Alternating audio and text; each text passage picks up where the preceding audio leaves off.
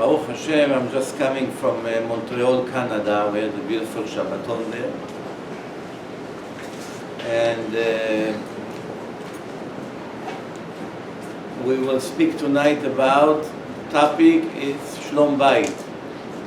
Relationship between husband and wife, peace in the family.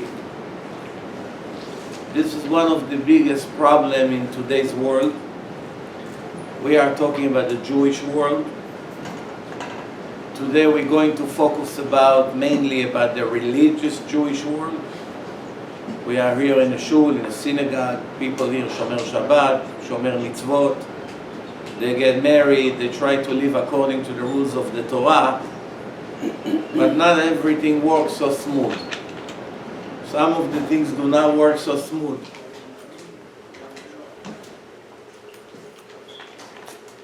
One of the ways to know that we're not doing so perfect is the increasing divorce rate in a religious Jewish world. There's more and more divorce cases in every city all over the world. It's not only in America, it's not only in New York, it's in Israel, it's in Europe, Canada, everywhere you go. There is more and more problems in the families. Two problems. One is between husbands and wives, and second, between raising children. It seems that in this generation, when we see the risk and the danger out there, it looks that it's almost an impossible mission.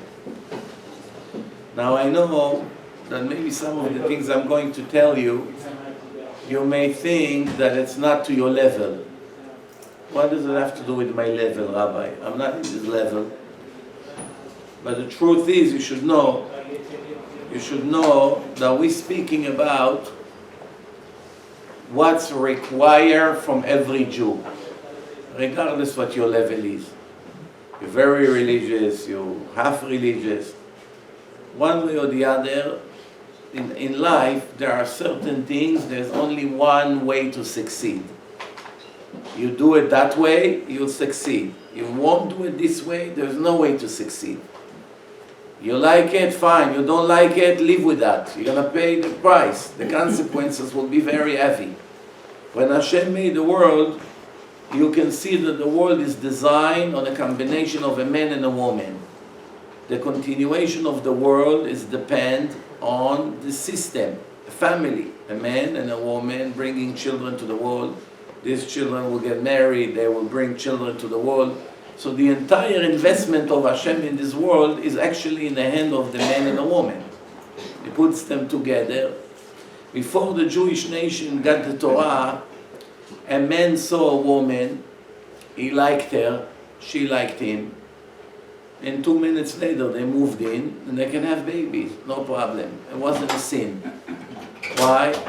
People didn't get the full truth of Hashem, not yet. Therefore, the Rambam writes, a person is to meet a woman in a shuk, meaning in a street, offer her if she wants to move in with him, to have relationship. If she likes him, he likes her, like two dogs on a street. The dog, the female moves the tail, the other dog makes, his show, or two chimpanzees, and a minute later, they already have a family, But when Hashem gave us the Torah, He took us from level of just species, and He turned us into something holy. There's a very big difference. From this moment on, the only way to be together is when a man has to buy the woman. He has to give her something valuable that she will agree to marry him. Every woman has her price. Some women agree for $10. Some women want $10 million. Depends what you chose. One way or the other, the woman has to be happy with what she's getting. If she gets what she gets and she agrees, then they move in and they get married and that's it. Okay, so far we know everything. However, to be married doesn't mean just to move in and live like two roommates. There are rules here. There are rules in marriage. One of the rules in marriage, that a man and a woman became one. Meaning, the problems that your wife has, it's actually 100% your problems. The problem that your husband has is 100% your problem. There's no such thing, I have my problems and she has her problem. There's no such thing. She has pain in her leg, it's your pain. She has depression, it's your depression. She is tired, you are tired. If you don't look at that way, it's like a person that his hand hit the leg. So they tell him, what are you doing? Say, I hate the leg. The hand hates the leg. And wants to kill it. Say, you fool. If the hands will kill the leg, the hand will suffer. It's all one unit. If the wife depressed, if the wife collapsed, if the wife is not happy, the ones that pay the direct price is the husband. If he doesn't understand it, he's nothing but a fool. A normal person understands it right away. Many husbands, they put too much pressure on their wives until they got mental breakdown. From the minute they got mental breakdown, it's very difficult to fix it after that. Sometimes it may take years. Sometimes it can never be fixed. So the ones that had to raise the children, the one who has to take care of the family, the one that had to live with frustration and depression was the man. Because a person that is mental, he suffers, but he's not the only one that suffers. The partner sometimes suffers even more. Women that drove their husband crazy until they led them to do something crazy, and it happens all the time. When the husband left the house and went and ended up in a horrible place, usually it's also affecting the spirituality in the family. Hundreds of times, religious man leaves his wife, and as act of protest and frustration, he meets a Goya and moves in with her. With his kippah and tzitzit and shomer Shabbat. Rabbi, my husband left me and he lived with a Goya. Your husband is religious all his life. So how can it be? It's not even embarrassed anymore. Why? She drove him so crazy, he doesn't care anymore. He got to a level that the frustration is so high, he doesn't care anymore about religion, about Hashem, about halakha, about what people say. We see cases like this also. Sometimes it gets worse. The police get involved, arrest, lawyers, hundreds of thousands of dollars, fighting for custody, fighting for the homes, forging signatures one of the other, getting one into the other into trouble, becoming real enemies, and sometimes it ends with murder. When they see that the husband murdered his wife, or the other way around, did anyone, when they saw them in a wedding, when everyone is dancing, anyone ever dream that something like this can end like that? No one would ever believe it. Now, there are few rules for the marriage to be successful. Rule number one, you cannot be selfish. Selfish people do not succeed in their marriages, ever. Because in marriage, it requires sacrifice every day, every hour. And a person is selfish, is egoistic, he doesn't care about anyone. Some people, the whole world is for me. Everybody owes me, everyone has to serve me, everyone has to bow down to me. I am the king of the world, I am the superstar, I'm the smartest, I'm the handsome, I'm the richest guy, I'm the best businessman, I'm the sharpest guy, I am, and I am, and I am, and in the end is nothing but zero. Sand on the ground is better than him in the eyes of Hashem, because it's full of ego. Who is he? One day he'll die, and he realizes that he's nothing. The more you think that you are special, the more sadness and pain you're going to have when you die. When you really find out your real value in the eyes of God. Because then Hashem will show you David HaMelech, Moshe Rabbeinu, Aaron HaKohen, Avraham Avinu, Rav Ovadia, Rav Eliashiv, Rav Moshe Feinstein, Rav Shlomo Zalman Auerbach, Rav Ben Zion Abba Shaul, all these legends, how they treated their wives when they are 1 billion times better than you. Not 100 100 times better, not 1,000 times better, 1,000,000,000 times better than you. They know all the Torah, they have perfect derech eretz, manners, integrity, honesty, modesty, holiness, devotion. And Rav Ben Zion Abba Shaul, he was Persian by the way. He was peeling cucumbers and bamia, okra, for his wife, sitting in the kitchen, cleaning the parsley, helping her out, talking to her about the phone bill, about how was the market today. Every fool understands that the last thing Rav Ben Zion Abba Shaul Zatzal care was about peeling okra and speaking about the phone bill and what his wife did in Shuk Machane Yehuda today. And what was the price of the tomatoes compared to last week. Everybody understands that the last thing that he cares about was this. But why did he do it? Because he knew the psychology of the woman. Woman needs somebody to talk to. Every little stupid things in the life, it's a very big deal in the life of a woman. I went to the store, they did this and they changed the store and they brought that and this, and I met Miriam and she was telling me about her uncle. And her husband is thinking, why my genius wife care about all these things? But it's taking 45 minutes and she's so excited. Wow, it's like she won the lottery. And he answered 2 words, okay, good for you. And she's going crazy. Why? He doesn't have patience for me. Who gets the call a minute later? Me. I pay the price. But to talk to him, she gave up a long time ago. I told a joke to the Moroccans in Montreal. I say that Moroccan guy, he can be also for Persian. The night of his wedding, he said to his wife, we have to go to Yerushalayim to the Kotel. His wife said, now we're in Tel Aviv. What do you want to drive now? An hour at 1 o'clock in the morning to go to the Kotel. No, we have to go to the Kotel. She said, can we go next week? I'm tired from all the dancing. No, now we're going to the Kotel. So the people ask him, Moshe, why you insist to go to the Kotel? You're not exactly so religious. What do you want to do, Tikkun Chatzot? He doesn't even know what Tikkun Chatzot is. So he said, no, I want her to get used to talk to the wall from day one. You know?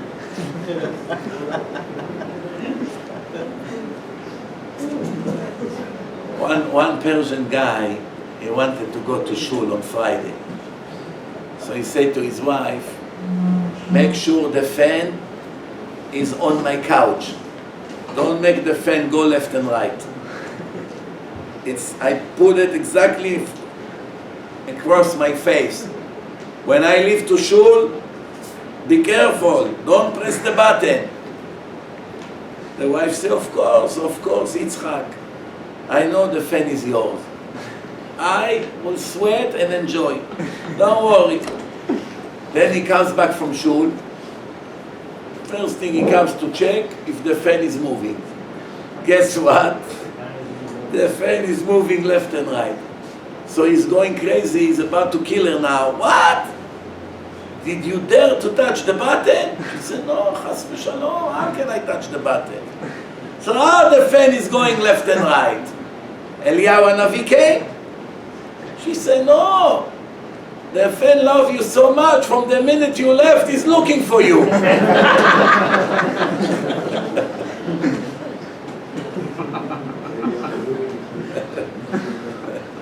Anyway, going back to what we started. The key to succeed in marriage is not to be selfish and not to be egoistic. Every selfish person, his life is horrible, but especially his marriage life. If you're selfish in the world, people don't like you. People don't feel like doing anything with you. They don't want to be your partner. They don't want to be your friend. You don't have such great reputation. When you need help, no one volunteers to help you. Why should I help this selfish guy? All he cares about is himself. He wouldn't help me. So more or less, you somehow survive. But if you are with your wife like this, you basically destroy your life. If in a house you're like this, after X amount of time, she doesn't want to live anymore.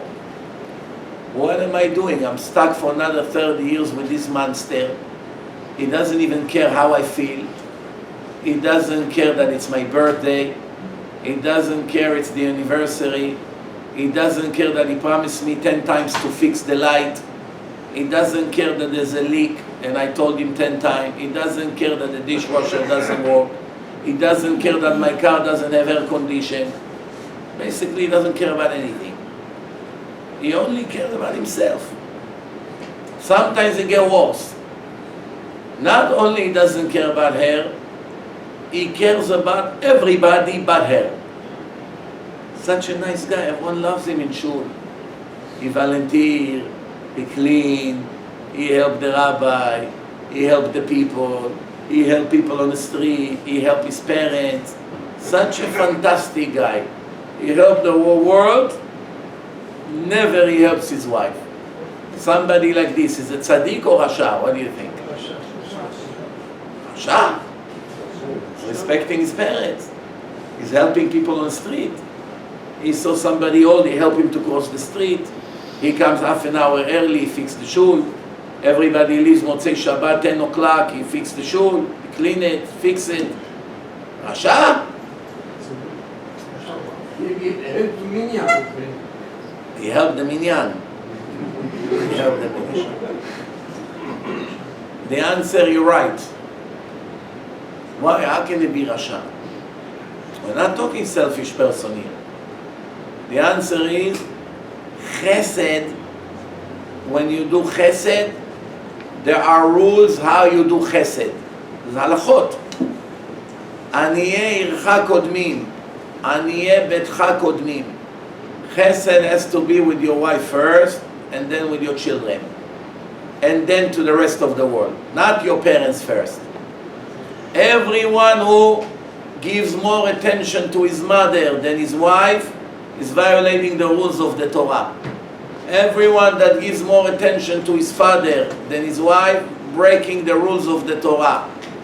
Everyone that gives more attention to his friends or to his brothers before he gives it to his wife, breaking the rules of the Torah. If you tell this person, did you put tefillin today? Of course.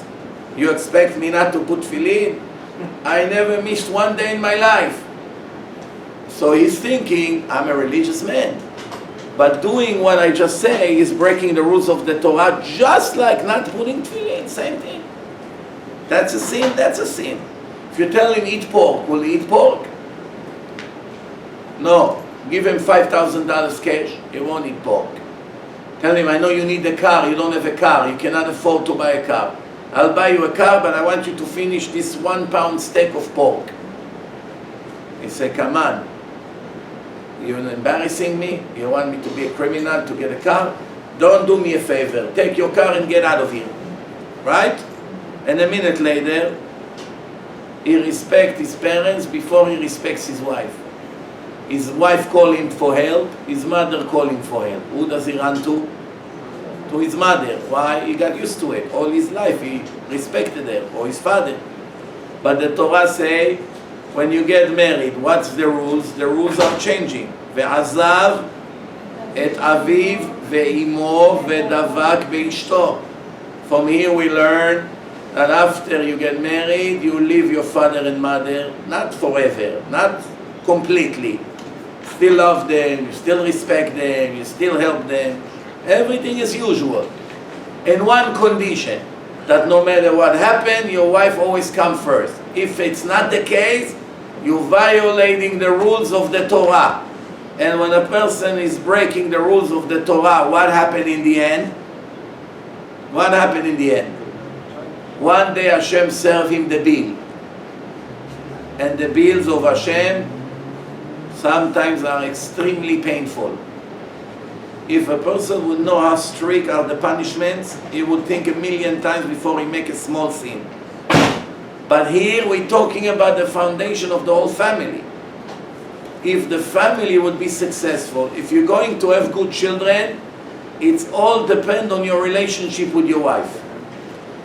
Really, technically, husbands and wife that works on their midot, they fix their ego, they fix their laziness, they fix their selfishness, they fix their anger, they fix the overall jealousy and all kinds of other things that they have negative.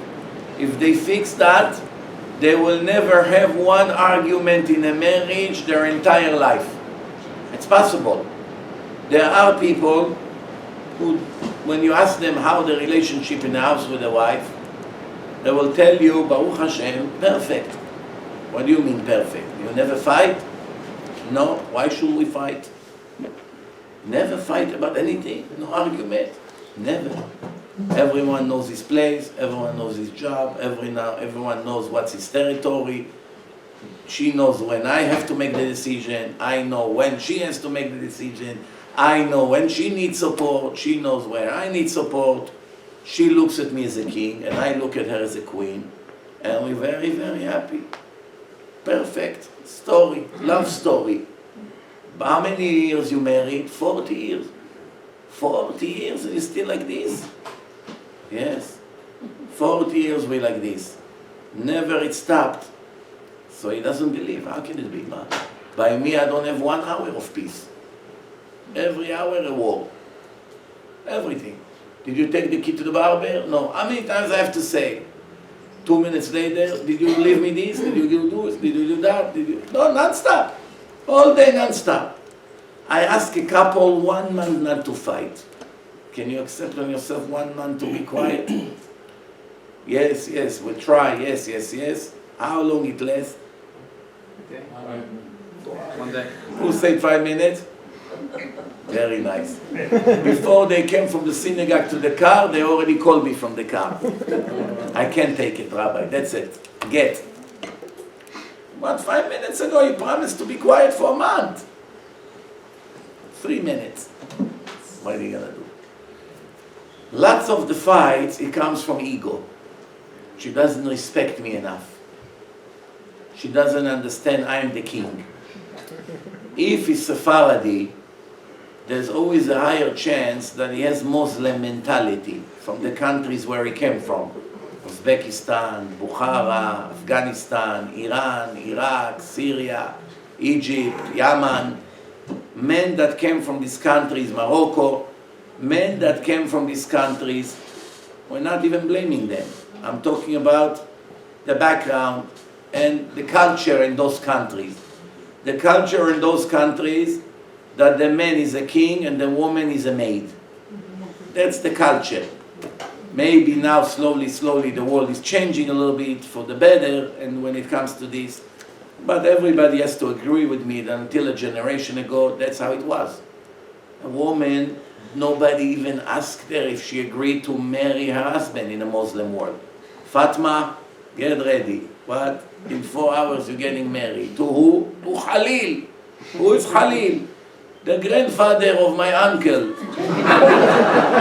What? I'm 18. How old is he? 75. 14, Yes.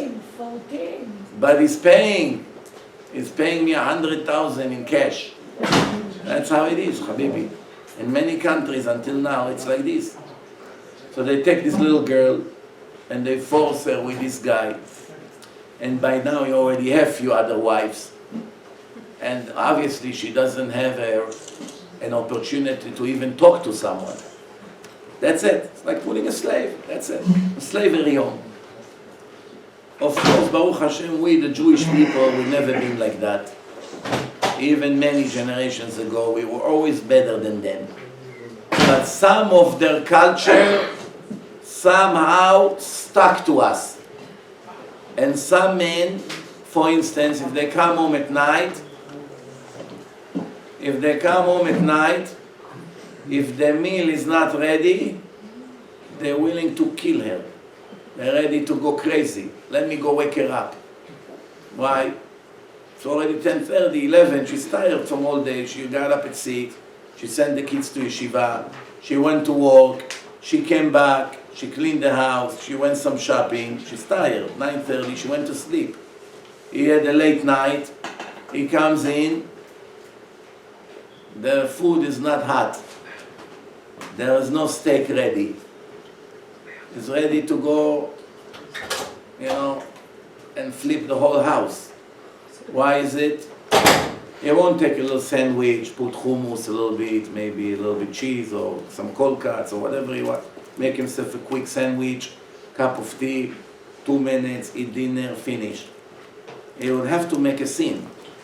And no matter how many times the rabbi asked him not to make a big deal about dinners, because not always she had time to cook dinner, every time it would be an issue.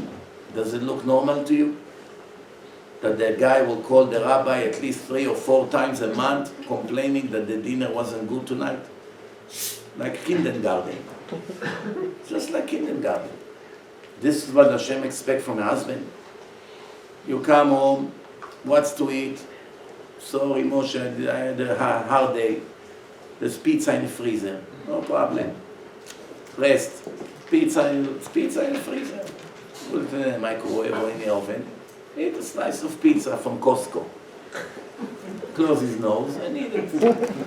What's the big deal? Pretzels with hummus, with a tomato. Baruch Hashem. What's the big deal? You are picky, you spoil, grab yourself something from the restaurant on the way home.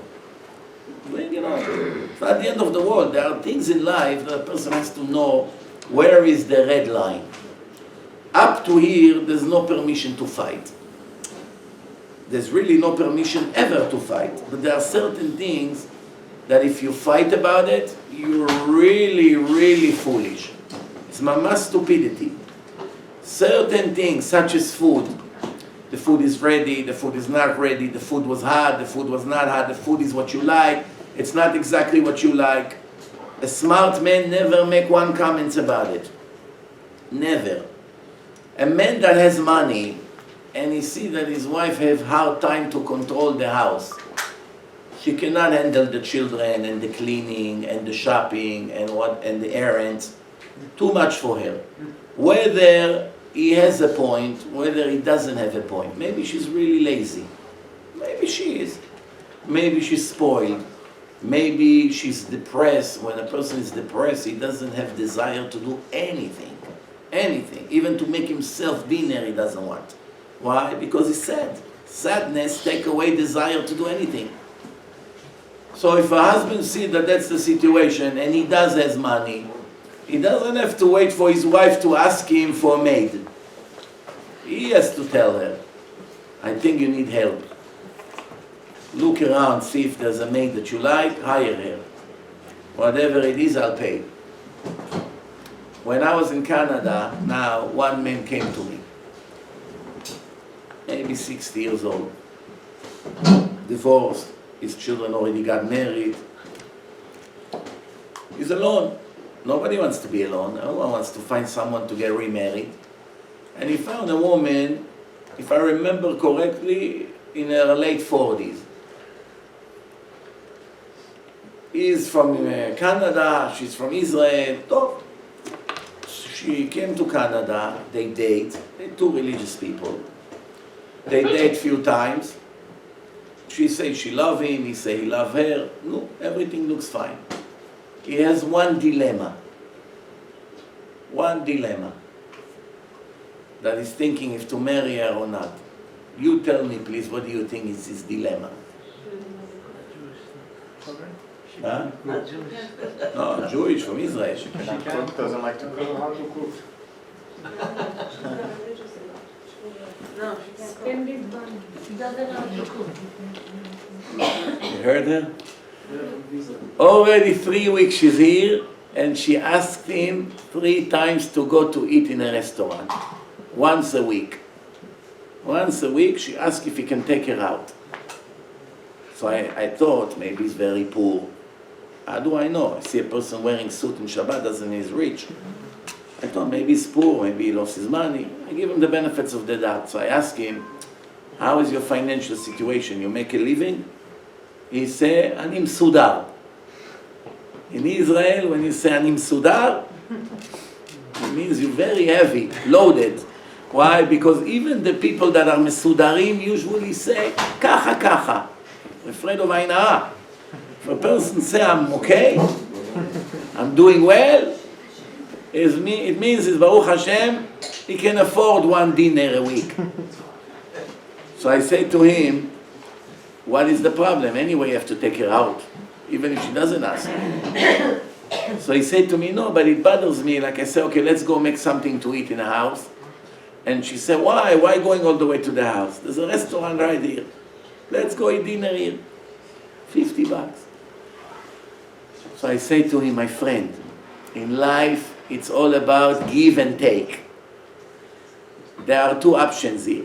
You want to keep the money for yourself and take it with you to the grave, or you want to start opening the wallet a little bit and spread some money and buy yourself a woman. Woman needs treatment. Money, clothing, jewelry, car, maids, vacations here and there, especially in this generation. If you don't want to do it, don't get married. Save yourself the headache and the heartache. You want to get married? Marriage has a price. It's written in a ketubah. The day of the night of the wedding, what do you sign in front of two witnesses? You give her a place to live according to your ability, right? You give her clothing to wear, you give her what she needs, and you give her intimate relationship. It's a part of the ketubah. Sometimes people get married and the wife complains. Why? The husband doesn't come home at night. Where does he go? He's cheating? No, chas v'shalom. So, what's the problem? Where does he go? He works late? No. So what is he doing? He likes to go out with friends. He thinks he's still 16. He's 25, 28, he got married, he leaves his wife home, and he go drink beer with his friend. They go smoke hookah. Hookah shuka. You know, there is a car, it's called Nissan Juke. Sounds like Nissan June in Persian. Nissan Juke. Did you hear about this car or no? It's in Israel, it's a small Nissan. Juke in Hebrew means cockroach. Cockroach, usually the cockroaches are small, even though in Israel they're very big. You know, this brown, ugly one. But it means that it's a small Nissan, top Nissan Juke. So one Persian guy, his son came to him and said, Abba, buy me Nissan Juke. So his father said, why? Buy a Juke and call him Nissan. You have Nissan Juke. You understand? One guy took his wife, he bought her 50-gram pistachios. He gave her one, she liked it. She said, give me one more. He said, you don't need, they all taste the same.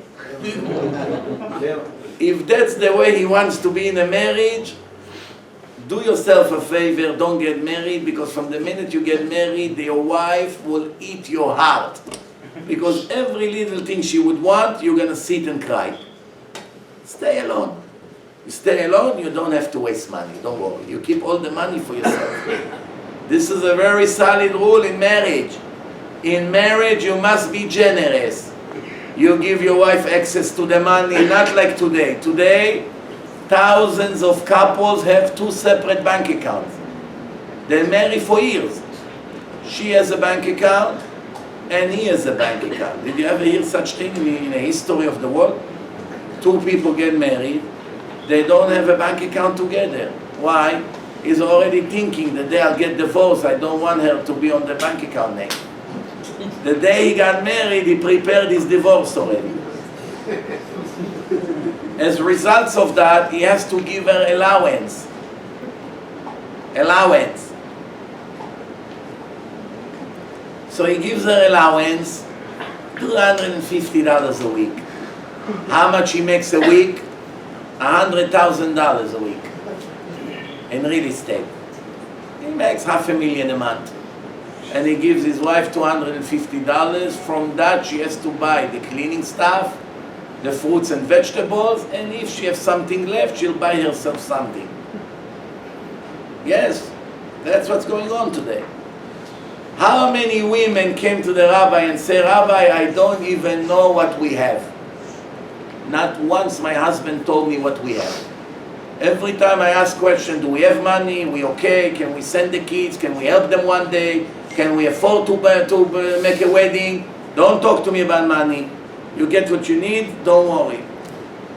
Don't ask me, what are you afraid of? Now one day she's gonna know what you have.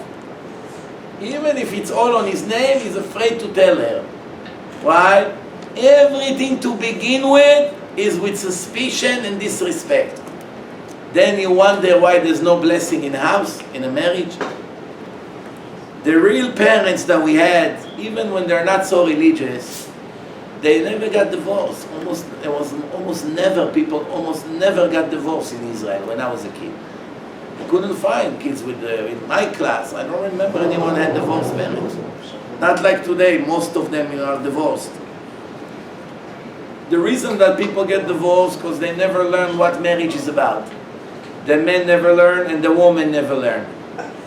If they would have a course before, most of the problems in the house will go away. Now I want to give you a few examples of what happened when the man and the woman does not live in love and respect.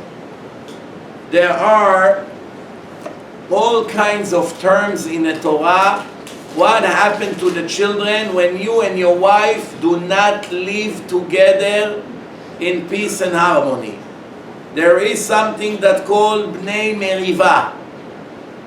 When you had intimate relation with your wife after you had a fight, it's going to affect what kind of a kid you're going to get. You may suffer for the next 40 years with this kid for 5 minutes fight that you had before you went with your wife to become intimate. I want everybody to understand the consequences of it. There is one thing, it's called Bnei Snua. Bnei Snua. You don't love your wife. You don't get divorced for financial reasons. You don't get divorced for financial reasons. You're embarrassed from your parents. All kinds of reasons why you don't get divorced. You're embarrassed. Sometimes for the kids, whatever the reason is, you don't get divorced and you're a religious man and you need a wife because she saves you from the sins. And every time you're together with her, you hate her. It's called Bnei Snua.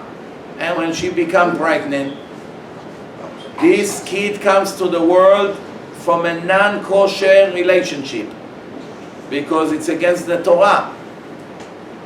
Then there is something that called Bnei Anusa. Your wife is not in the mood for you and you force her to be with you by putting pressure on her, by violence, sometimes pure rape. It's called Bnei Snua, but it doesn't have to go that far. It can only be that she's afraid of him because she needs something from him tomorrow and she knows if she's not going to agree when he came home, what would happen? It will mess up her life.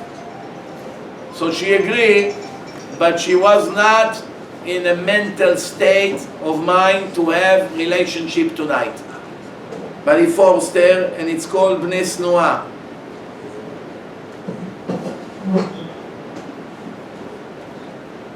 Then there is something else, it's called Bnei Gerushat Alev.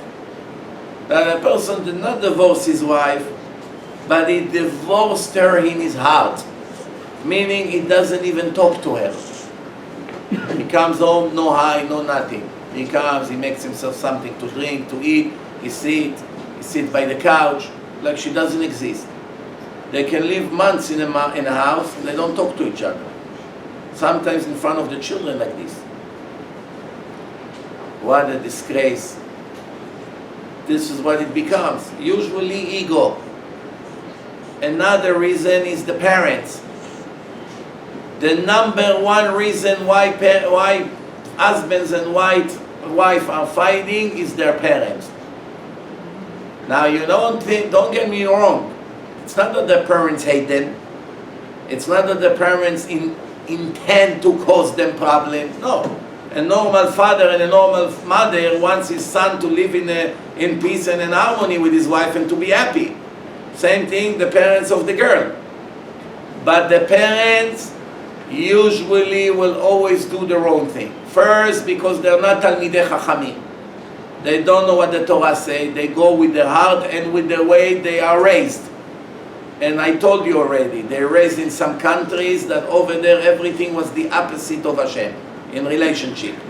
So he said to his son, why are you a smartut? Why your wife tell you what to do? This is how I raise you? You should be tough with her. What do you want, father? Take away the car from her. And he begins to put pressure on him. Why? Because he came to the house for Shabbat and the wife asked him, Moshe, can you put the kids to sleep? But his macho father, the mother does, when he comes to the house, she stands like a soldier. Hi, Moshe. Hi, Moshe. So what's happening now?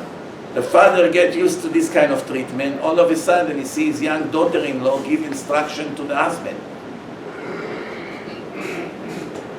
His Islamic ego is on fire. And right away, he does everything he can to destroy his daughter-in-law. What are you afraid of her? The house is on my name anyway. That's how it starts. Or the father of the girl. Why he doesn't help you? What's going on here? Come home. Take your kids and come home tonight. Don't worry, we will protect you. Maybe they mean well, but they usually always destroy the marriage. Rule number one in marriage from day one, better late than never. Even if you're married for a few years and you made that mistake, fix it now. Rule number one, I hope you understand that the advice that I'm giving you is not as a marriage counselor. Marriage counselor can have different opinions. I'm giving you the advice of Chazal and the Torah. It comes from our Torah, what I tell you. We don't sit and make up things. It's all with sources, with examples from the Torah, from Avraham, from Yaakov, from the Shvatim, from all these things that happen in the history of the Jewish world. The Torah is teaching us how to be.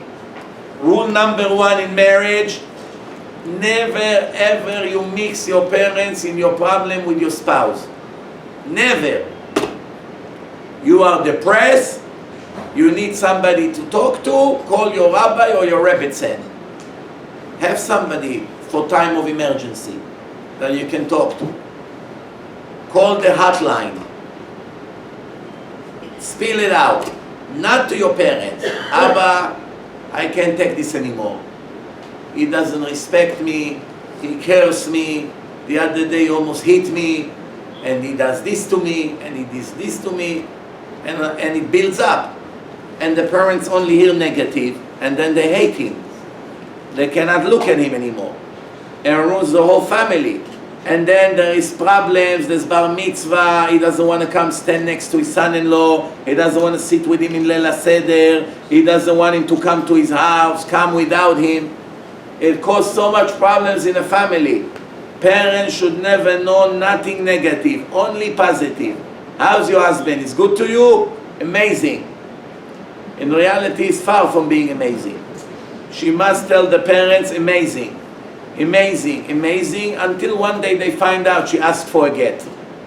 And then they ask, 10 years you say amazing. I lied. Why you lied? Because I was not allowed to tell you my situation in the house. Because out of pain, you would make it worse. You cannot be objective. You want to protect your daughter, right? Sometimes the husband is right. He's right sometimes. Not always the husbands are wrong. Never mix the parents in the problems. If you help your parents, if the husband helped the parents, he should never ever do it in front of his wife. should never tell his wife, even if his wife is a very good person, even if his wife say, why don't you help your parents? You Baruch Hashem make a lot of money and they struggle. Help them out. Help them without her knowing. Today she's happy, tomorrow she won't be. You don't want her to take to the heart that her money goes to your parents. You want to help them without telling her. If she tells you to give them $100. Something that she doesn't care.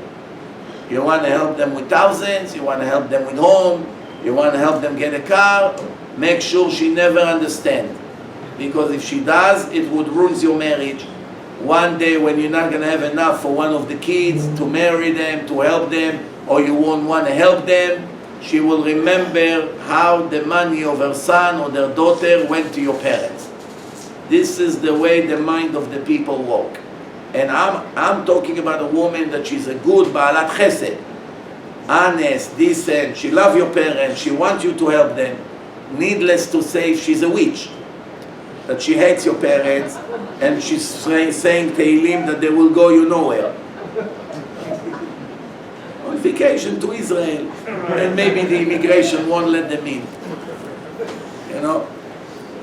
So the idea is, Rabotai, it's very delicate. Marriage is delicate, it's not a joke. The more mistake you make, there are more consequences later on. Now let's go to step 2. Step 2, you have to create love in a house. You have to create love. Why you have to create love? Because a woman that does not get love from her husband, she cannot function normally. Woman, it's a creature that live on attention and love. She has it, she function beautifully in everything. She pay the bills on time, she make delicious food, she's happy with the children, she's happy in an intimate life. You get the best out of her. You're gonna make her not happy for whatever reason, even if you're right. Even if what you say was 100% correct. But wow, when she's not happy, she will not be able to produce anything in the way she can do. The food will not be good, the bills she's gonna skip, but the children is gonna be problem, the house will be a mess, and her face will be Tisha B'Av all year round. All year round. Panim Tisha B'Av. You can change your name in the ID to Tisha. Tisha. What is Tisha? It sounds like a black name. Kisha. No, not Kisha. Tisha. What's Tisha, sir? Tisha means the 9th day of Av. That's how her face is all year round. But whose fault it is? His. His. In marriage, there is a rule. It's the same rule on the road. What's mutual to being on a road and being in marriage? There's something in mutual. What? Constantly moving. In Israel they have a commercial on television. בכביש, אל תהיה צודק, תהיה חכם. On the road, don't be right, be smart. You can be right and be dead. You were right. There was a stop sign to him, but he came full speed. I don't care. He has a stop sign. I have the right to go first. Go first and be dead. Tell it to Hashem over there. But I was right. You're right, but you're stupid. Let him go first. I'll take care of him later on. Same thing in marriage. Don't be right, be smart. Don't be pedantic. Don't be a yekes. The people that suffer the most in their marriages are people that are yekes, meaning makpidim on every little detail. Their life is a nightmare. They suffer and the wife suffer. The wife suffer because every little stain on the wall he goes crazy. And if the shoes is not in the right shelf, he goes crazy. And if the suit is not exactly the way he like it, he goes crazy. If the sheets on the bed is a little bit crooked, he goes crazy. If he asks her to do something and she forgot, he goes crazy. If he comes to the shower and there's no new soap over there, he goes crazy. If he told her, buy me a new toothpaste, and by mistake she gave him something he doesn't like, he go crazy. Who can live with a monster like this? But he himself also suffered. It's a mental disease. It's a mental disease. Every little thing he must criticize. Whether it's his children, whether it's his wife. I see a lot of the ladies smiling. It's not a good sign. You know what it means. Huh? You know what it means. Tell me about it. That's what they think. Tell me about it. Meaning that the husband is Gestapo, KGB. You understand? In a house, be easygoing. You want to invite guests. One of the guests she doesn't like. No, I'm not in the mood for this guest. Never argue with her. No problem. You choose the guest. I don't care. She choose guests that you cannot stand. You know you're going to suffer big time this Shabbat. Be quiet. Her uncle would come. From the minute he comes in until the minute he leaves, he cannot even breathe. It's a miracle he's still alive. Stop talking. And every time you don't look at him, you know these people? Try every second like this. You listen to me, ba'abu abua.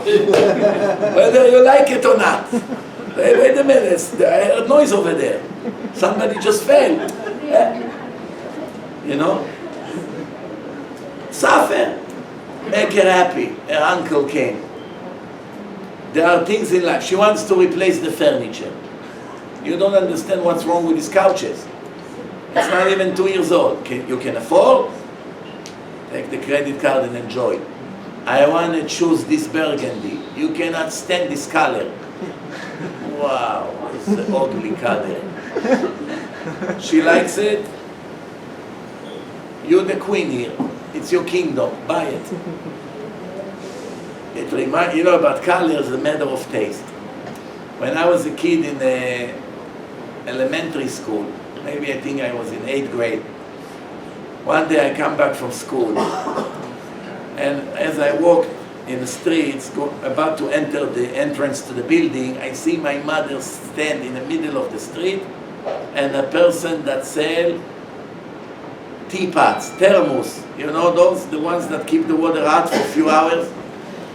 So he has light green, blue, and red. So my mother checked the 3 colors. Oh, come tell me which color you think is nice. So I look at them, and my mother wanted to take the red one. So I said to my mother, why red? It's an Arab color. I said to her, it's a color, Arab color. And guess what? The guy was Muhammad. Why Arab? Why? What's wrong with Arab? You first have to think, then you have to talk. You have to be careful. Bottom line, you're not going to like the new decoration. Big deal. Anyway, you're not in the house most of the time. She's there all day, no? Let her enjoy. She wants to paint. No. If you reach an agreement, finally color that both of you like, very nice. But in the end, if she insists that that's what you really like, go ahead. What do you like to cook? This. Go ahead. Who you like to invite? Those. Go ahead. Everything almost go ahead. The more easygoing you go, the more your life will become paradise. But the key to make a woman be 100% devoted to you and make you really the king of the world is to make her happy. How do you make a woman happy? By giving her lots of compliments. But Rabbi, it's all gonna be lies. Let it be lies. It's mitzvah to lie to a woman when you give her a compliment. For Shalom Bayit is mitzvah in the Torah. Mitzvah. The Gemara say a man met a girl, ugly, very, very ugly. And they're now about to get married. That's it, they got engaged. And he comes and he asks you, what do you think about my wife? You have to say, Kala na'ava chasuda. That's the halacha. Beautiful wife you got, Baruch Hashem. You're a lucky man. But just a minute ago you said to your friend, wow, what a bad taste Moshe has. It's not hypocrisy. And it's not a lie. You're not going to be punished for this lie. You're going to get a reward for this lie. Why? Because Hashem say, if you're going to lie, what's going to happen? Their marriage is over before it started. Everyone will tell him, oh, wow, you could do a lot better. Could have done a lot better. That's it, he's married already. Now every time you look at his wife, you would think, everybody thinks she's ugly. So even if for him she's pretty, the fact that he knows that everybody thinks otherwise brings down his love to her. That's how it is. If everybody tell you how ugly is your car, eventually you believe that it's ugly. It's only a car, don't choke.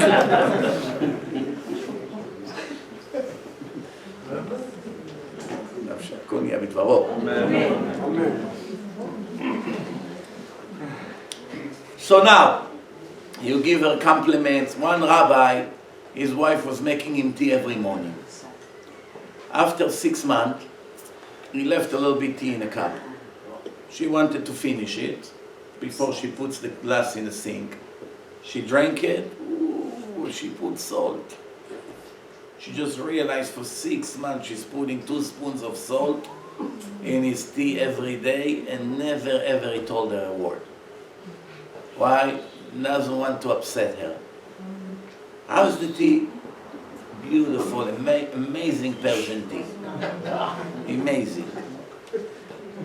But I don't ask you to be so fanatic. If your wife puts salt, tell her, honey, by the way, in case you didn't know, it's not sugar, it's salt. No hard feelings. Goodbye. I'm sure she won't make a big deal out of it. He went a little bit too far. Never complain about the mess in the house. Never complain why the toys are in the middle of the room. Never complain why there's chocolate milk on the couches or on the walls. Don't complain while all the garbage cans are up to the top. Don't complain why your shirt is not back from the dry clean. Nothing. Live with what you have. Hashem hate complainers. והיו העם כמתאוננים. It's last parasha. They complain. They want their life to be better, supposedly. Give us some steaks. We're not happy from the food. They started to die, one by one. Hashem cannot stand complainers. Try never to complain. Appreciate what you have. Every person who divorced his wife, ask him. Connect him to a lie detector. And he will tell you, it was the mistake of my life. Almost everybody. There's always an exception to the rule.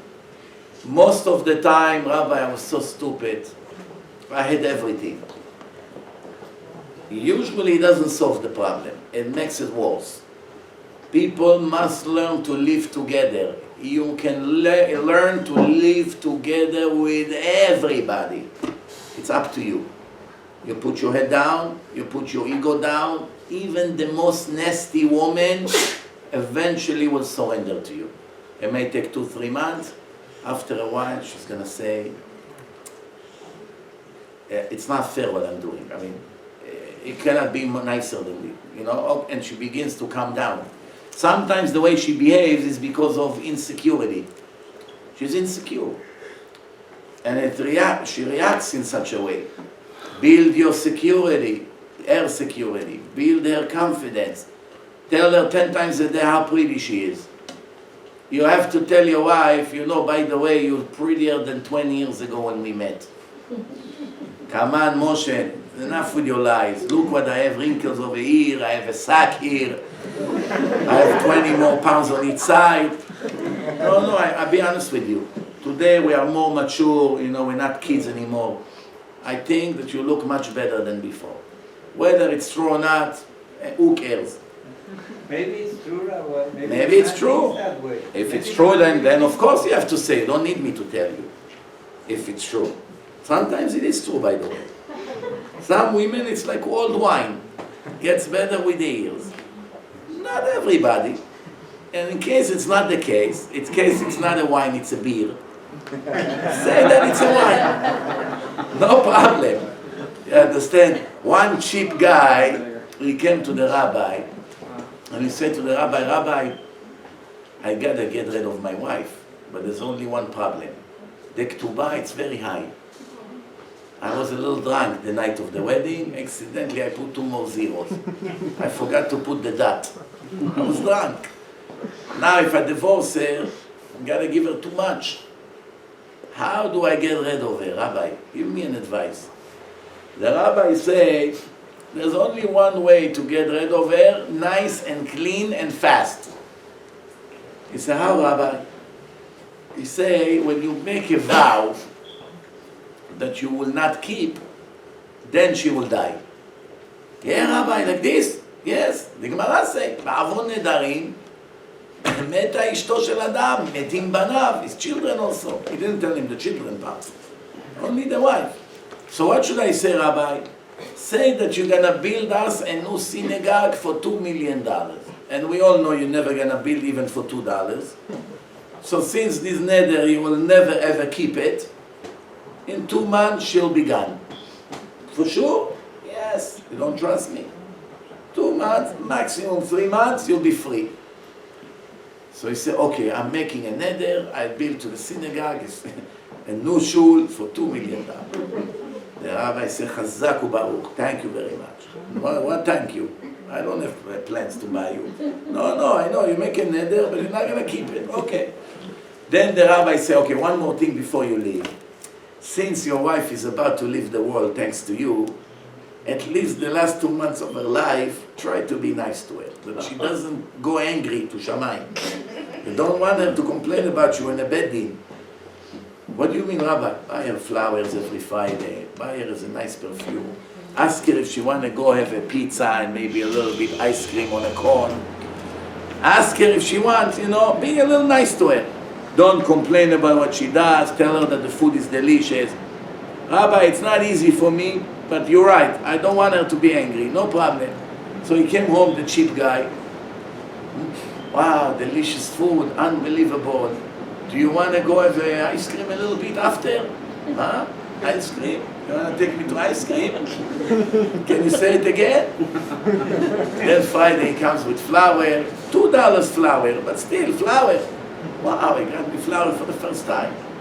And she was such a witch until that moment. Slowly, she became a mensch. She's serving him, I make you special cake for Shabbat. Moishi, your laundry is ready, folded in your closet. Wow, never happened once in 20 years. He runs to the rabbi after a month and a half. Rabbi, I want to make a change in the contract. What? I want to cancel that deal. What do you mean? I don't want her to go. What happened? She became an angel. Cancel the deal. Oh, there's no way to cancel the deal. The only way to keep her alive is to build us a shul. You got a shul out of it.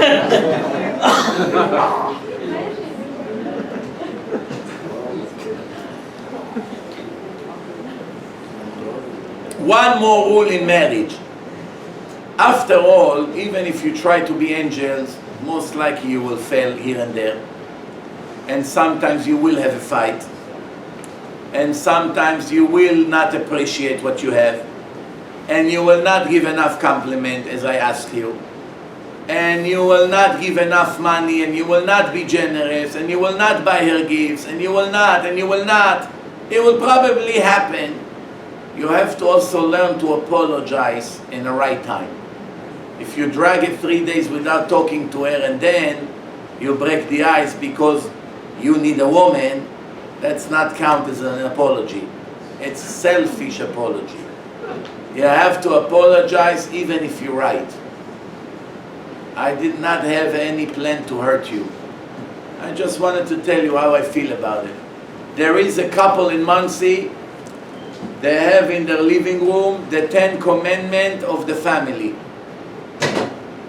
What is the first commandment in a marriage? Who knows? First commandment, it's in the wall. When we have a fight, we never go to sleep before we resolve the issue, the matter. We're not allowed to go to sleep. That's a neder. We fought today, 2 o'clock we fought. We have until 10 o'clock tonight to resolve the issue. If not, we're not allowed to go to sleep. We go to sleep is breaking a neder.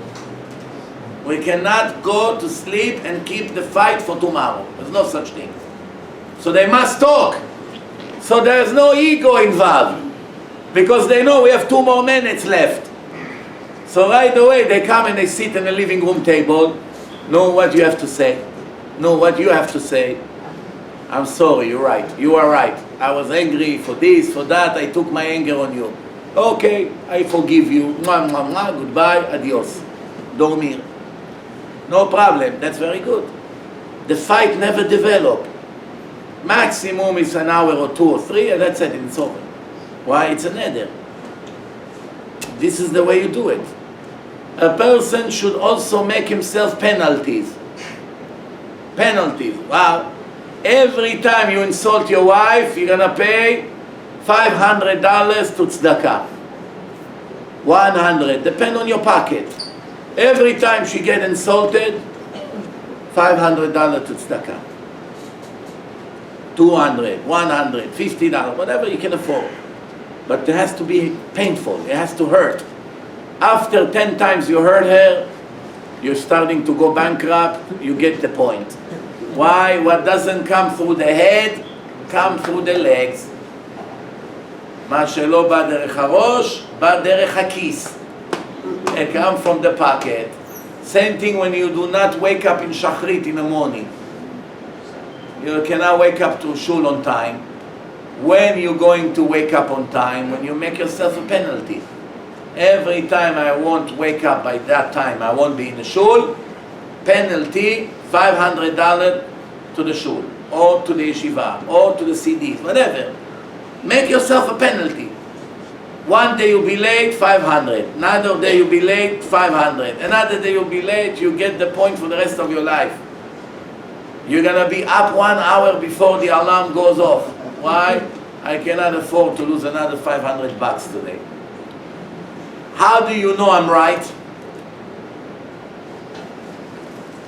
In Queens and Manhattan, in Brooklyn, all the Israelis, the secular ones, they all wake up every morning 6:45, even if they went to sleep very late last night. Why? They don't go to shachrit.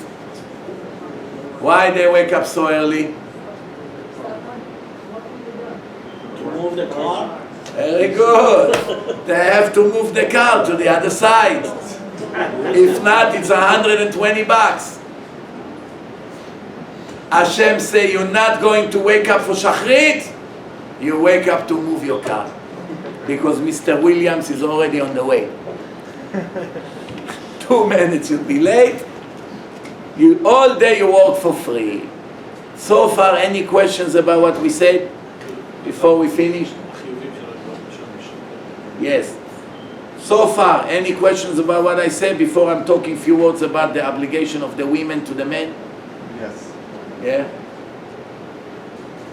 So you say to always try to compromise, and that's fine, you should, but sometimes some women will take that as a point of weakness and try to take advantage and try to get more out of it. Even if a woman take advantage, you won't be for long. At one point she will be embarrassed to continue take advantage. You have to know one thing. In Judaism there is a very important thing, that the wife is your mirror. Whatever she does and behave to you, it's a message from Hashem. Hashem used the wife to send the husband a message if he likes him or not, if he's happy with his way or not. Why? Because it says, Oivei ish anshe beto. Birtzot Hashem darkei ish, gam oivav yashlim imo. When Hashem is happy from the way of a man, his enemies will make peace with him. The Gemara say, who is his enemies? His own people in his house, his wife, beto. Why? Not chas v'shalom that she's really his enemy. she can turn to be his enemy, and she can turn to be his supporter. Right? Depend on how Hashem is happy from him. If Hashem is happy, she surrenders to him. The nature of the women, they want their husband to control them. They want it. The reason today you see all this feminism and women who rebel against men, because the men do not give them the required amount of love and attention and respect. If the men will do their share like it used to be, the woman surrender to the man in everything. Husband like this I can never dream of. I won't ruin it. I will never ruin it. Many times the woman complain about one thing, and what bothers her is completely something else. Completely. She will fight with you for 2 hours that you were nasty to the guest. The last thing she cares about is this guest. The whole 2 hours fight is because yesterday you didn't tell her that you love her. She was waiting for it. That's the way it is. Let's talk a little bit about the application of the women before they run away. So first of all, you know the requirements that a woman should look at her husband like he's the king. This is the king for me. And you know, king, it comes with all the special bonuses. How you behave to a king, how you respect a king. A woman should never take what her husband does for her for granted. She should always remember that he works very hard. If it's in yeshiva, he learns hard. If it's at work, he has a lot of stress. Even it seems that his job is not so hard, mentally every job has a stress. Even if a person works in real estate and 6 hours a day sits in the office and sometimes drink coffee and do nothing, not all the time there is work. The amount of stress that some houses are not sold and he's waiting for approval from the bank, and maybe this and maybe that, and he's looking to buy this property and they don't want to sell it, and there's violation. There's so many things in the mind of the people that it stressed them out. So a woman has to take it to consideration when her husband come home to try not to let him do anything. Don't wait for your husband to come change the diapers of the kids. It's not fair. It's hard for you, yes. But when a man comes, 7, 8, especially if he goes to learn after that, he's already destroyed physically, mentally. Now you start, take the kids, give them a bath. It's hard for me. Don't be a prima donna. Stop being spoiled and stop taking advantage. If the husband can afford to give her a maid, the problem is solved. The maid will do 90% of the job. So she doesn't have complaints. She doesn't have to do that much anyway. But if they cannot afford a maid, the women have to sacrifice. And sacrifice a lot. And even if it's hard. A woman's job is, she's responsible to send her husband to learn Torah every day. Every day the husband doesn't learn Torah, it's the woman's fault. And Hashem will ask and demand it from her. Do you know why you have all your problems in life with your husband? Because you never make sure he goes to learn. Make it a rule by your husband. I don't want to hear anything. You must go to learn today. Did you go today? Did you go? Did you go? Did you go? Did you go? She drives him crazy until he says, you know what, just to get rid of her, let me go. And then he begins to learn Torah. Once he begins to learn even an hour a day, he's going to be automatically much better. Torah kills the Yetzer Hara. Kill his anger, kill his selfishness, kill a lot of things about it. So when he comes home, he doesn't want to fight. He's so happy from the learning. The neshama feels great. The neshama gets the food. No incentive to fight. So right away your life becomes 10 times better if you send your husband to learn Torah. He's more calm. He's more relaxed. He learns what a woman is. He learns about Hashem. He learns about suffering. He learns about Hashgacha. He learns about Olam Haba. He learns about his obligation to be grateful. Only good comes out of it. Bad cannot come out of learning Torah, ever. Only good. So what do you worry about? Just send him to learn. The yeshiva will do the job for you. What 1,000 psychologists and marriage counselors cannot do, 1 hour a day of learning Torah will do right away, within a week. You're going to see a major change in his behaving. Major. 90% of the fights are gone before they even start. Why? The Torah. The power of the Torah. People that lose money, they're ready to go kill the person that made them lose the money. Make them learn 2 hours Torah and see how they forget about it. Okay, you know what? Kaparat avonot. What changed? What changed? The Torah already put them in the right place. That's the power of the Torah. Pikudei Hashem yesharim mesamchei lev. Happiness comes only from Torah. Women has to cook. If the husband doesn't care, order. There's no incentive to make the life of your wife hard. No. Like some men think. I want to educate her, Rabbi. It's no problem. I make millions. I can order every day, and I also love the food from the restaurant more than I love her food. As far as I'm concerned, today Persian, tomorrow Chinese, the next day this, the next day that. I'm very happy with ordering. It's not even a peanut for my profits. So what do I care? Every day I eat in a restaurant. What's the problem? But I want to educate her. She has to learn to respect. She has to serve dinner. Forget about this nonsense. She doesn't need to. If you don't mind to eat food from the restaurant, as long as it's glad kosher, strictly kosher, make her order. What do you care? Why making her work for an hour every day for nothing? This hour she can sit and learn with the kids. She can do other things. She can do some chesed. She can do other things. Food comes ready. What do you care? Make it as easy as possible. Don't ask her when the credit card bill comes, what's this? What's that? But you say you're going to buy shoes for only 100. Why it's 101? You lied to me again, huh? Pretend you don't see. You make her happy, Hashem will make you happy. All the people begin to collapse financially because they destroy their wife.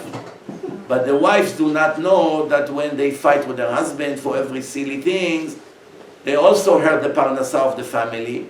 And then when the husband says, I don't have, it's really true. Because you are crying for every stupid thing, now Hashem took away his parnasah. Now when he doesn't have parnasah, who suffer? You. There's no way to escape it. Cry only when it needs to be. Not for every stupid thing. Sometimes women cry and complain for nothing. For nothing. One woman in Canada told me, Rabbi, my husband did not take me out on Valentine's Days. Orthodox people. So her husband said, Rabbi, explain to her that Valentine's Days is not in the 10 Commandments. It's not in the Torah. Valentine's Days. How more the Jews will copy the Goyim. Hanukkah bush. Hanukkah bush. They want to celebrate Christmas. But they're embarrassed to call it Christmas. They found a word. Hanukkah bush. They can say ha. Hanukkah bush. What other things the women has to do? The women has to make sure to walk always modest. Extremely modest when they come out of the house, everywhere they go. If they're not modest, they hurt the parnasah of their husband, which they also lose from it. You must be modest all the time. You don't want to be machtia rabim. Don't bring problems to the world. A woman cannot have a Facebook page with friends. If it's only women, religious women, for cooking and stuff like that, no. But better not to have it. Why? Hundreds of families were destroyed from Facebook. Especially in a time of sadness, somebody sent her some compliments about some picture that she ever put in her Facebook, and from then on to destroy the family, it may be a matter of 2-3 months. One thing leads to another, and that's the end of it. Not that the man is allowed, but I'm talking now that it's mamash danger. It's really, really dangerous today. Because people never plan to cheat. They never, by the way, you should know one thing. If a goy write to a Jewish woman on Facebook a compliment about one of her picture, that's a horrible sin, especially if she liked the compliment. A man gives you a compliment, you're not embarrassed, that means something about you is not modest. You're happy that amigo in a supermarket give you compliments? That's why you put a show when you go to buy 2 tomatoes? Half an hour she fixes her makeup before she goes to buy 2 tomatoes. But in the house, when her husband come home, shmate. The garbage can is on her head. She couldn't find the snoot. What's over here? You became Rav Kaduri? You have a turban? I cannot find my snoot. I didn't know it's you by the door. When the husband come home, you know you have to be with him tonight. Put nice perfume, wear nice clothes. If you have a wig, now it's the time to put it, not on the street, now. If there's no kids in the house, you don't even need a wig. If it's only you and your husband, newlywed, and they're together, she doesn't need to cover her head. If she goes by Kabbalah in the Zohar, she always has to cover the head. But if she go only by Halacha, she does. If she's and her husband alone in a room, she doesn't need to cover her hair. And together with your husband, it's not the time to be a rebbetzin now. Be a rebbetzin where you're supposed to be a rebbetzin. Not when you're together with your husband, it's time to love each other. Many of the women, they became Eliyahu Hanavi. You know, I cannot go into details, but please try to use your imagination to understand. Woman's job is to make her husband love and desire her all the time. Therefore, she must watch her weight. She has to buy a key and lock them out a little bit for a few hours a day. Because after all, you know, there's consequences. She has to make sure not to eat things that smells, such as hamba and chilbe and all kinds of other things, and garlic. Not that the man should eat it, also it's bad. But by the woman it's critical. She has to be aesthetic. If she's hairy, she has to take care of this problem. If she has all these problems, she has to go to the cosmetic, she has to be pretty for her husband. Because in this generation, if the man doesn't like his wife, what happened to him? He begin to see somewhere else. Now I know what you're thinking. No, Rabbi, not my husband. So if your husband is greater than the grandson of Choni Ma'agel, Abba Chilkiah, then you dismiss. You can grow an afro. No problem. But if your husband is not exactly the Baba Sali yet, make sure that if you're not going to be nice and pretty and whatever he like, if you like you heavy, heavy, if you like you skinny, skinny. You know, a woman has to invest in her beauty only for her husband, not for anyone else, not for the street. You don't look for another shidduch, I hope. Why are you so fancy in a wedding? Why? Why it's important to be so pretty there? To get compliments from the men, from the women, what? The only compliment you should hope for is from your husband. And your husband will have incentive to give it to you when you really take care of your look. Religious people are embarrassed to talk about look and aesthetic and intimacy. But in the Gemara, the Chachamim were not embarrassed to write about it. In the Gemara, the holiest book after the Torah, it's the Gemara.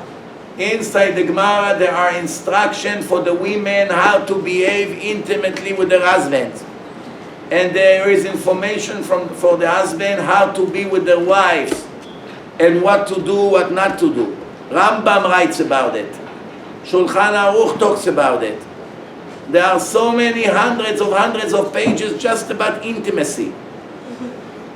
People don't understand. We're not Christians. In Christianity, you're not allowed to talk about this because they look at it as something ugly, disgusting, not holy. In Judaism, it's the exact opposite. It's the holiest thing. A man and his wife intimately, with love and harmony, united together, is the highest level of holiness in the whole life. The Ben Ish Chai has a whole tikkun about it. You read it once, it's all Kabbalah. You're going to get the shock of your life. Unbelievable. He talks about the intimate organs of the body, why Hashem designed it like this, and how it's like this, and why it's like that, and this is symbolized this, and the reason for that is like this. Unbelievable. If you talk today in the public about this Ben Ish Chai, right, the way they put you in a garbage can for 30 years, and lock it with 5 locks. Why? We're becoming Christians without realizing. What the Torah spoke about, that means Hashem is not embarrassed about it. Of course, you have to know who you're talking to and who is listening. Sometimes people don't understand the message. We are now to improve the marriage life. And the way to improve the marriage life by the man is that his wife is very attractive to him. You understand that or no? And it doesn't matter whether she's 20, 40 or 60. Even in 60, it's still in effect, because this is the way it is. Any questions before we finish? Of course, the women has to take care of the children and everything else in the house, and the cleaning and the cooking. She can get maids, she can get cleaning ladies, she can get help, no problem. But overall, she's the general. If it wasn't done, it's her responsibility. She has to be merciful when she spends her husband's money, especially if he's not so rich. She can spend a lot of money, but she make her husband a slave. He has to keep working and working just to supply her with their demands. So she should have mercy. Only 5 pairs of shoes a week, not 15. I mean, in 10 years. You understand? You need a watch, buy $100 watch. You don't need a $30,000 watch. You want a car? Normal, simple car. It doesn't have to be the best one. Any questions before we finish? Yes? Do you think the parnasa of a man depends on his wife? Not I think. The Zohar says that the wife and the parnasa come from the same branch in Shamayim. If the wife is happy, the parnasa goes up. The Gemara says, if you want to be rich, make sure your wife is happy. That's the rule. I didn't say your wife want to go to the beach with bikini, make her happy. For that, your parnasa will go back to $1 million below zero. Make her happy in a kosher way. Kosher way. She likes this dress so much. You can afford it. It's modest. Buy it to her. Buy her too. So not only that, I want you to take the other color also. If you're poor, you're poor. You don't have an obligation. But if you're rich, don't be like that. Make her happy. Women, you know what makes them happy? Shoes, number 1. Shoes. Just buy her shoes. Doesn't matter the size. She see it in the closet, she's already happy. You understand? Shoes, clothing, jewelry. But the most important is love and attention. 1 flower of $2 sometimes is better than buying her a Mercedes. Because you do it in such a way that she understands that you love her and you thought about her. 1 phone call in the middle of the day. How are you? How's your day? You're managing? You need help? Everything okay? I was thinking about you. Again, even if it's not true.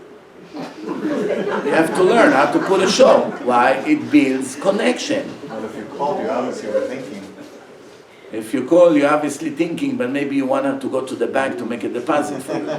But you don't want to start with that. So you begin to tell her, wow, last night you were so pretty. What happened? You lost a lot of weight, huh? It's worth it, that gym. You know what? Very nice. I'm happy you're happy there. Find something that she likes. And then, by the way, if you have a minute, if you, by the way, passing by the bank, if you don't mind, don't go in. Don't stand online. By the window, you drive in. If you can just make the deposit. You understand? There's ways to make things better. Food, she cook. Don't ever tell her you have to learn from my mother how to make this ashpolo. It's dead sentence for a woman. Well, how is the challah? It's okay, but the other one from the bakery was very good. Can you buy it next Shabbat? Eat and be quiet, you fool. How's the challah? Better than the man. People have to learn. I'll finish with you with a joke that you can go home with a smile. One Persian guy has a Ferrari in Manhattan. So he came to the bank in Manhattan, and he said to the guy, listen, I'm a little bit broke right now, cash flow. I need $10,000 loan for 1 month. And the guy see the red Ferrari, $700,000 car, how he came into the driveway from the window, the manager in the bank. You see driving a $700,000 car and you need $10,000 loan. Say, yeah, I have some checks. By the time they will clear, it will be by the end of the month. Only $10,000 just to, to go for another 2-3 weeks. How are you going to secure the loan? Here is the key and the title of the Ferrari. If I don't pay you by the end of the month, the Ferrari is yours. So the guy from the bank said, no, I'm not going to give you the loan from the bank. I will give you the loan from my own pocket. Hopefully he won't come back. So he give you right away, check $10,000, no problem. How much you going to pay me interest? How much you want? 2%. Okay. So $20, 2% a month, fine. Then the Persian guy comes back 5 hours before the due date. He comes in, here is your $10,000 and $20. So after he got it, he took the key, and the Persian guy said to him, by the way, do you really think I need $10,000 loan? I can buy your whole bank in one check. So what is this?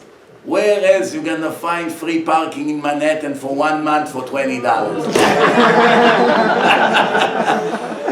When you do business with a Persian, think a million times, they're always one step ahead of you. Thank you very much. All the